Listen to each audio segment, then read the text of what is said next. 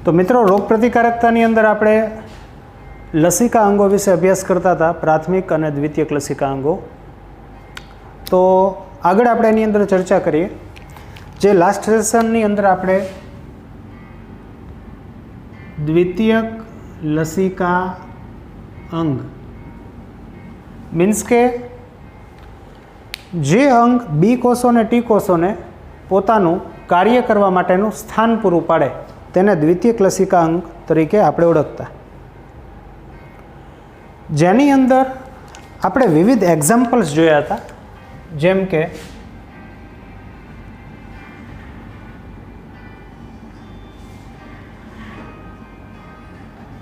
लसिका गांठ, burrowed, pairs पेच, आंत्रपूछ वगैरह। हवे आपणे जोवानुं छे के खरेखर लसिका गांठ जे छे ते केवी रीते कार्य करे छे, अथवा तो लसिका गांठ जे छे एनुं स्ट्रक्चर शुं छे, एनी अंदर केवी रीते बी कोषो अने टी कोष जे छे एने पोतानुं कार्य करवा माटेनुं स्थान पूरुं पड़ी रहे छे। चलो,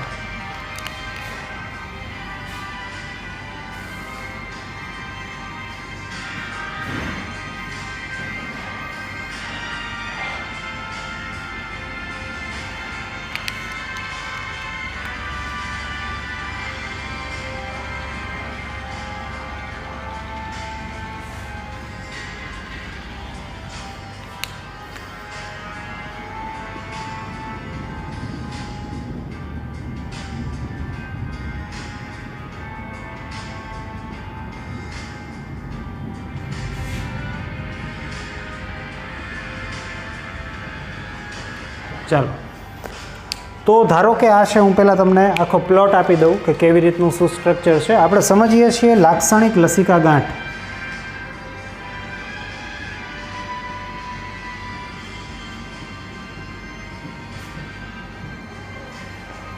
धारो के आ छे रुधिर केशिका,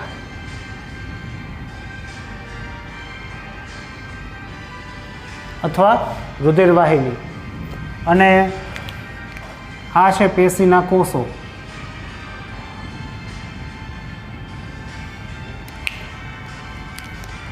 तो एने समांतर रहेली आ लसिका वाहिनी।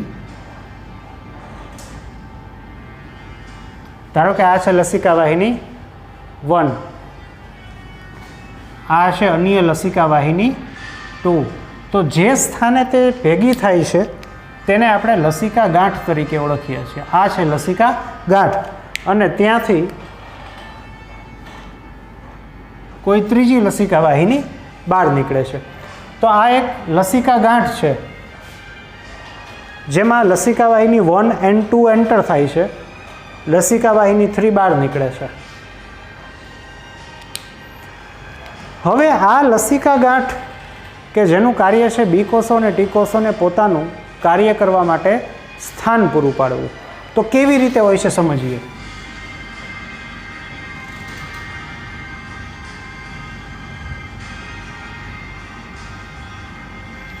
तो लसिका गांठ जे छे एनी अंदर आवा कम्पार्टमेंट अथवा तो पार्ट्स पड़े। आ जे पार्ट्स छे एनी अंदर सामान्य रीते आपणने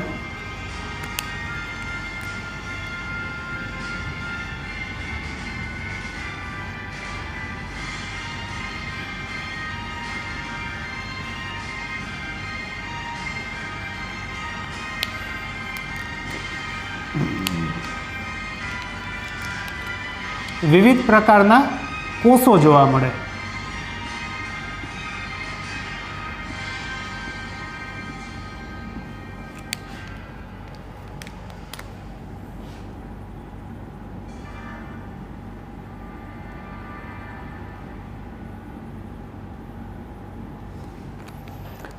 धारो के आ छे मैक्रोफेज, आ छे टी कोष एंड आ छे बी कोष। હવે આ લસિકા વાહિની કે જેની અંદર લસિકા નામનું આ પ્રવાહી છે કે જેની અંદર સૂક્ષ્મજીવ જોવા મળે, આ સૂક્ષ્મજીવ, ધારો કે લસિકાની અંદર સૂક્ષ્મજીવ જે છે એ ટ્રેપ થયેલા છે, તો જ્યારે લસિકા નામનું પ્રવાહી લસિકા ગાંઠમાંથી પસાર થશે ત્યારે આ પ્રવાહી આવી રીતે આની અંદર એન્ટર થાય.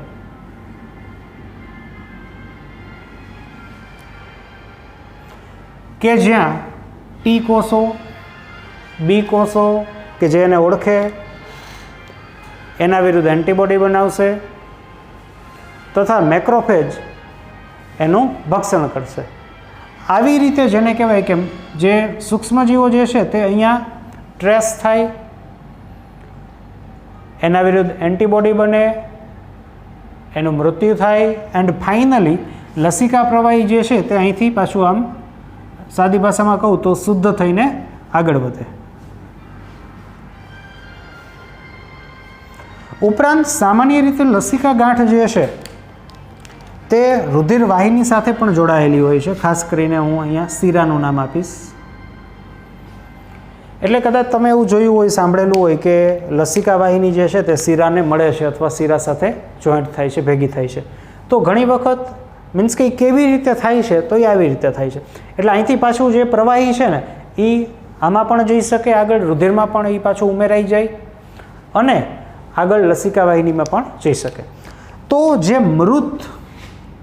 મૃત સૂક્ષ્મજીવ જે છે, મૃત સૂક્ષ્મજીવ શીરા થ્રુ મીન્સ કે રુધિરમાં ઠલવાય અને ત્યાંથી ફાઇનલી જેને કહેવાય કે યકૃતમાં એન્ડ ત્યાં એનું વિઘટન થાય અને વિઘટન થઈને જે વિઘટિત દ્રવ્ય જે છે, વિઘટિત દ્રવ્ય તે મળ દ્વારા અથવા તો મૂત્ર દ્વારા બહાર ફેંકાય. આપણને ખ્યાલ છે કે વિઘટિત દ્રવ્ય પિત્તરસ, પિત્તરસમાંથી આંત્રમાર્ગ ને આંત્રમાર્ગમાંથી મીન્સ કે આંત્રમાર્ગ થ્રુ મળ દ્વારા જાય અથવા તો વિઘટિત દ્રવ્યો પાછા રુધિરમાં પડે અને રુધિરમાંથી કિડની, મૂત્રપિંડ છે અને પાછું શોષી લે અને મૂત્ર થ્રુ પણ જાય. તો આ વાત થઈ લસિકા ગાંઠ જે છે એનું બંધારણ.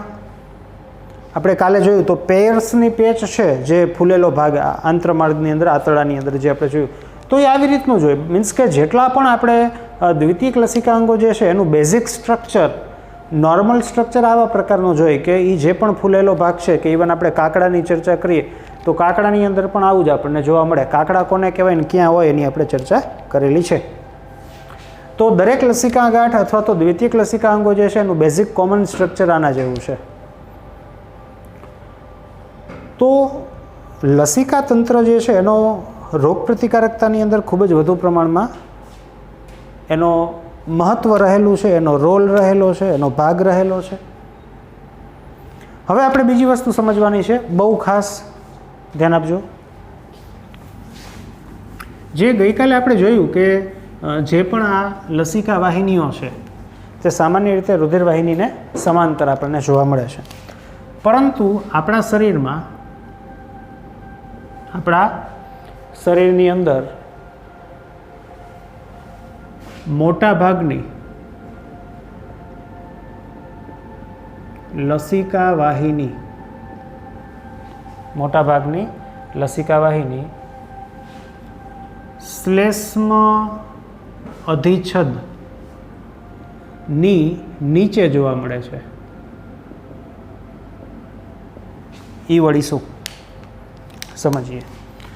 ધારો કે એક્ઝામ્પલ તરીકે હું શ્વસન માર્ગ લઉં તો આપણો આ શ્વસન માર્ગ છે,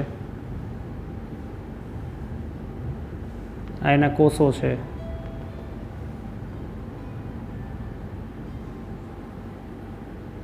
તો આ શ્લેષ્મ યુક્ત અધિચ્છદ કહેવાય.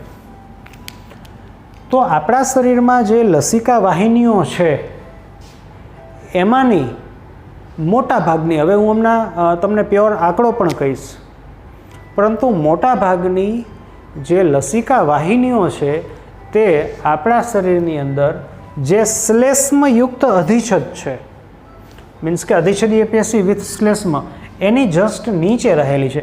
તો શ્લેષ્મવાળી અધિચ્છદીય પેશી આપણને જેમ કે શ્વસન માર્ગમાં જોવા મળે, તો અહીંયા નીચે આપણને પુષ્કળ પ્રમાણમાં શું જોવા મળે છે? લસિકા વાહિની.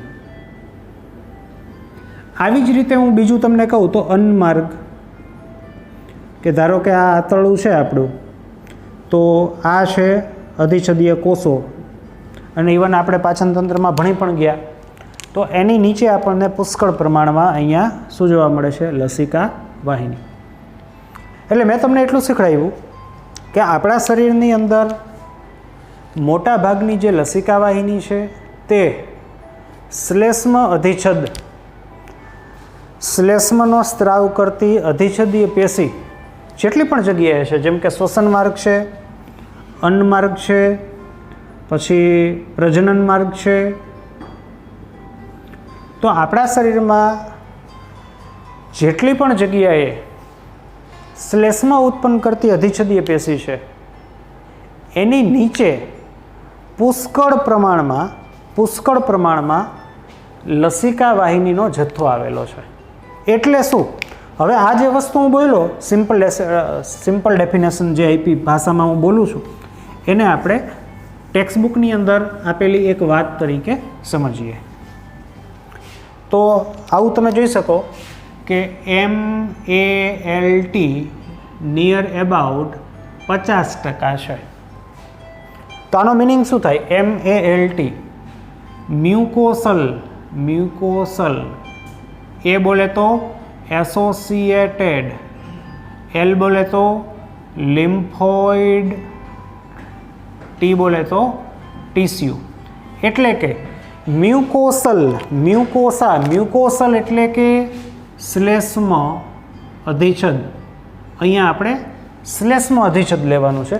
તો મ્યુકોસલ શ્લેષ્મ અધિચ્છદ, એસોસિએટેડ મીન્સ કે એની સાથે જોડાયેલું હોય તેવું, લિમ્ફોઇડ લસિકા ટીસ્યુ પેશી.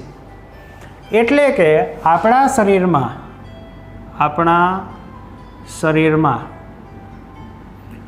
50% કે તેથી વધુ લસિકા પેશી, અહીંયા હું પ્યોર એનો શબ્દ વાપરીશ, લસિકા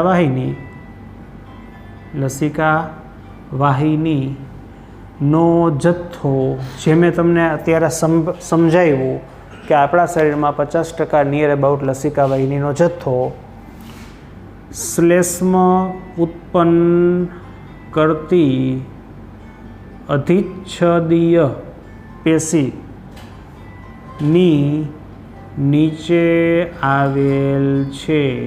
MALT mucosal associated lymphoid tissue. ચાલો, તો આ વાત થઈ લસિકા અંગો શું છે, પ્રાથમિક અને દ્વિતીયક લસિકા અંગ કે જે બી કોષો અને ટી કોષોને કાર્ય કરવાનું સ્થાન પૂરું પાડે. તો આજે તમે બરોળનું સ્ટ્રક્ચર જોશો તો તે પણ આપણે જે હમણાં દોરેલું હતું એના જેવું જ હોય. ઇન્ટરનલી કાકડાનું સ્ટ્રક્ચર, પેયર્સ પેચનું સ્ટ્રક્ચર, કે આપણા શરીરમાં કોઈપણ જગ્યાએ જોવા મળતી લસિકા ગાંઠ, તો દરેકનું structure common structure, basic structure કે જેની અંદર આપણને બી કોષો, ટી કોષો અને મેક્રોફેજ જોવા મળે, જે સૂક્ષ્મજીવ જે છે એને શોધે, એને ઓળખે, એના વિરુદ્ધ એન્ટીબોડી બનાવે અને એનો નાશ કરે. તો આ આખું આપણે જોયું લસિકા અંગો શું છે. ફરીથી આવતા સેશનની અંદર નેક્સ્ટ ટૉપિક સાથે મળીશું.